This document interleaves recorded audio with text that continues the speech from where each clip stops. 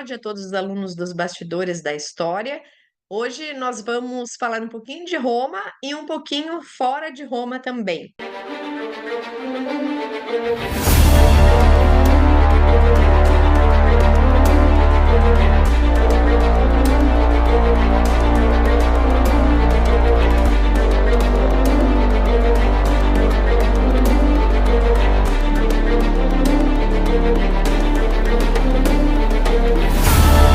Bem, nesse momento aqui do final da Idade Média, no século XII, a gente está vendo o reflorescimento do comércio e das cidades, o que vai fazer com que a cultura se difunda e comece a aparecer novamente entre os laicos, ou seja, entre as pessoas como nós.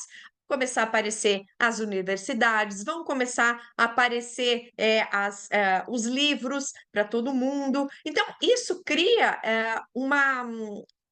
um fiel muito mais culto e um fiel que vai começar a contestar algumas coisas que estavam acontecendo. E nesse período aqui, a igreja proibia os fiéis de lerem e interpretarem a Bíblia sem a mediação de um sacerdote. E quando eu começo a ter um pouquinho mais de cultura, um pouquinho mais de entendimento sobre o mundo, começo a questionar. Que eu não posso participar mais ativamente da igreja? Por que eu não posso interpretar a Bíblia se daqui a pouco eu posso até conseguir interpretar de uma maneira melhor, porque eu sou mais culta, porque eu estou estudando mais e tudo mais em relação aos sacerdotes. E eles ficaram começaram a entrar numa posição, vamos dizer assim, de descontentamento com essa posição passiva de só escutar e obedecer, que era o que estava acontecendo praticamente aqui durante todo o período da Idade Média. A gente tinha aqueles que se destacavam, as famílias que participavam da igreja ativamente, mas a maior parte da população ficava numa situação passiva, escutando e obedecendo. E esse descontentamento foi se agravando ainda mais, porque vendo essa situação que estava acontecendo dentro da igreja, com brigas entre famílias, com compra e venda de cargos eclesiásticos, com distribuição de dinheiro em troca de favores, vendo que muitas vezes o sacerdote vivia uma vida escandalosa, assim, né, uma vida fora dos princípios cristãos, de certa forma, eram prepotentes, eram injustos, e mesmo assim eles tinham o direito único, ou seja, só eles poderiam fazer essa interpretação e a leitura da Bíblia. Então, surge esse descontentamento nessa população aqui que está ganhando um grau de erudição, um grau de cultura que tinha um pouco se perdido aqui ao longo dos séculos. E vão começar a surgir alguns movimentos em várias partes da Europa. Um deles ficou bem famoso, que foi iniciado por um cara chamado Pedro Valdo, que nasceu ali em torno de 1140 e morreu em torno de 1205, 1216. Ele era um comerciante muito rico lá de Lyon, ou seja, na França, eh, muito religioso, tinha um empenho religioso grande, queria participar, mais e não podia justamente porque, não era permitido, sem que um sacerdote fizesse, a mediação. Ele também tinha, certeza que ele tinha uma missão, que ele tinha, a missão de, pregar, para as pessoas e abrir um pouco, esse mundo que era fechado ao mundo eclesiástico, ao mundo dos, sacerdotes. E aí o que que ele vai fazer? Uma coisa que aqui no primeiro momento, vamos dizer, será inusitada, mas depois a gente vai ver vários exemplos onde vai acontecer a mesma coisa. Ele vai vender tudo que ele tinha, ele era rico, comerciante, vende tudo que tinha e vai distribuir o dinheiro para os pobres e vai começar a ir de cidade em cidade levando essa sua nova ideia. E ele dizia que não era necessário que somente os padres tivessem o direito de interpretar, de ler a Bíblia, que os laicos, os fiéis também deveriam ter esse direito, e que mais do que isso, que era preciso voltar àquele voto de pobreza de Cristo, dos apóstolos, e colocar em prática as palavras do Evangelho, e abrindo para todas as pessoas, não só deixando num mundo fechado lá eclesiástico, mas que pudesse ser acessível tanto para homens quanto para mulheres. O que aconteceu? É claro que a igreja, e daí quando eu coloco a palavra igreja, que eu estou me referindo à cúria aqui, papal, não vai gostar muito disso, porque se nós lembrarmos o que estava acontecendo aqui nesse momento, o Papa justamente estava afirmando o seu poder e que ele está em todas as outras igrejas do mundo, né?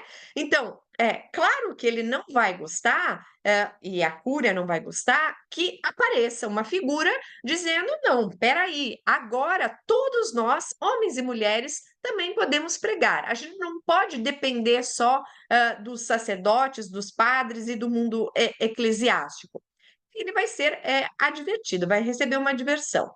Não vai dizer assim: olha, ou você obedece a gente, ou a coisa vai complicar para você. Vai dar certo porque ele será excomungado e também os seus seguidores, virando ou vai ser visto ele e os seguidores como rebelde e herético. O que é o herético? O herético, na verdade, são aqueles cristãos que estavam negando a verdade da igreja, daí no caso aqui é a Cúria e o Papa em Roma, e estavam se opondo às diretrizes dessa igreja, às regras que tinham sido estabelecidas, mas não porque eles queriam ir contra necessariamente, mas porque estava um momento propício, vamos dizer assim, com tudo isso que estava acontecendo dentro da igreja, que houvesse um questionamento. Opa, peraí, será que não é o momento da gente retornar para aquela igreja lá do início, que era o princípio de Jesus Cristo, o princípio da pobreza, aquilo que os apóstolos espalharam pelo mundo? Então, essa era a visão. Só que, claro que aos olhos da igreja, aos olhos da cúria e do papa, essas pessoas não eram bem-vindas. Por quê? Se eles estavam justamente tentando afirmar um poder, pouco parece Valdo lá na França, que vai dizer: não, olha, a gente, laico, homem, mulher, pode agir praticamente como fazem os eclesiásticos, pregando, espalhando a palavra de Cristo. E aí, vai surgir o que a gente chama os tribunais de inquisição, né. Hoje a gente não vai falar, exatamente sobre isso, vou só acenar aqui, falei dos heréticos, e dos tribunais de inquisição, mas não vai ser o foco da nossa aula de hoje. Bem, os valdenses, ou seja, esse grupo, de Valdo, vão, no concílio, no terceiro concílio de Latrão, aqui em Roma, né, na Basílica de São João de Latrão, que aconteceu no ano de 1179, e de aprovação do Papa Alexandre III para essa nova religião. Nesse momento aqui, os textos que a gente pega da Idade Média falam em religiões novas, em novas ordens, em novas religiões. Então, são dezenas de movimentos que vão acontecendo na Europa. Imaginem, se os valdenses vêm até aqui, até Roma, falar com o Papa, nesse concílio, nessa reunião que tinha o objetivo de organizar questões da igreja, eles acreditavam que seria possível que a religião que eles estavam tentando estabelecer, ou melhor, esse braço cristão que eles estavam tentando estabelecer, era possível, que o Papa poderia aceitar. E aí a gente tem um relato de um inglês que participou do terceiro concílio de Latrão, ele era escritor, ligado lá ao rei da Inglaterra, e ele participa aqui do Concílio de Latrão. E vai escrever sobre esse episódio dos valdenses chegando no concílio com a pretensão de conseguir a aprovação do Papa. Então ele fala o seguinte: vimos os valdenses, homens ignorantes, não letrados, que se chamavam assim por conta do nome do seu chefe, Valdo. Aí, claro que eu não coloquei todo o texto aqui, mas algumas partes importantes, apresentarem um livro com texto em francês dos testamentos e pedirem a confirmação da autorização para pregarem. Por fim, eu, o último dos milhares de convocados, porque afinal de contas, obviamente, um escritor inglês ligado ao rei não foi o primeiro convocado do Concílio de Latrão, mas era um dos participantes. Então, nesse sentido, ele está querendo dizer assim: eu que nem sou tão importante assim dentro do concílio, achei ridículo somente discutir ou até mesmo se perguntar sobre a pretensão deles, ou seja, eles colocam aqui os valdenses numa situação que beira ao ridículo,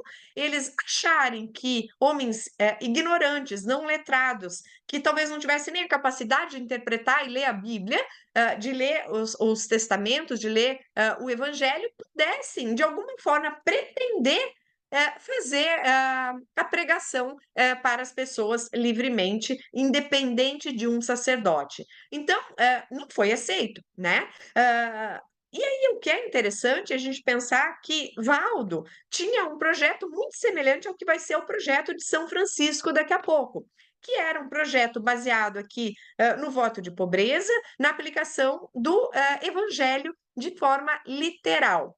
O que era uma novidade aqui? Era uma novidade essa vontade, esse empenho religioso itinerante, ou seja, o Valdo ia de cidade em cidade levando as palavras do Evangelho. Isso era uma novidade, porque até então a gente tinha um mundo muito fechado nas igrejas, nos mosteiros, e ele vai dizer que precisa ir além disso. Então, isso foi uma novidade que o Valdo traz. Bem, então, esse texto aqui que eu trouxe para vocês, do Walter Map, mostra que o Valdo não tinha intenção de se separar da Igreja de Roma, mas ele queria ser aceito de ter possibilidade de pregar e levar a palavra do Evangelho sem precisar, sem ter a necessidade de ter um sacerdote junto a ele. Claro que a proposta deles não foi aceita, e um pouco mais tarde, o Papa Inocêncio III, que foi um Papa bastante particular aqui na história, nas próximas aulas nós falaremos um pouco mais sobre ele, vai perseguir Valdo, que sumiu, a gente não sabe justamente, eu comentei, faleceu em 1205, 1206, o Valdo sumiu e os seus seguidores acabaram se dispersando e não foram eliminados efetivamente. Muitos deles continuaram nas montanhas entre a França e o Piemonte. Piemonte é uma região lá no norte da Itália que faz fronteira com a França. E isso, gente, foi bem interessante, por quê? Porque fez com que essa nova religião não desaparecesse, tá? Então, esse movimento valdense continua até hoje. E depois da Reforma Protestante, eles se tornaram a maior comunidade protestante da Itália. O que a gente pode dizer sobre essa ação do Valdo? Pode não ter dado certo dentro da Igreja Católica Romana, mas deu certo fora. Tanto é que eles continuaram, e um dos motivos fortes disso foi a inclusão de pessoas dentro da religião, principalmente as mulheres. Agora, as mulheres vão ter uma possibilidade, dentro dessa perspectiva do Valdo, de participarem mais efetivamente no empenho da fé, sem precisar estar dentro de um convento. Então, abre um leque aqui enorme, e aí é claro que a Cúria aqui e o Papa não é bobo, eles vão perceber que essa inclusão das mulheres é necessária e vai se abrir para as mulheres também, e essas novas ordens que vão surgir, e a Valdense também, terão um papel, as mulheres terão um papel bastante importante, difundindo a fé cristã. Uma boa Tá bom. semana para vocês, e a gente se vê na próxima aula. Beijo.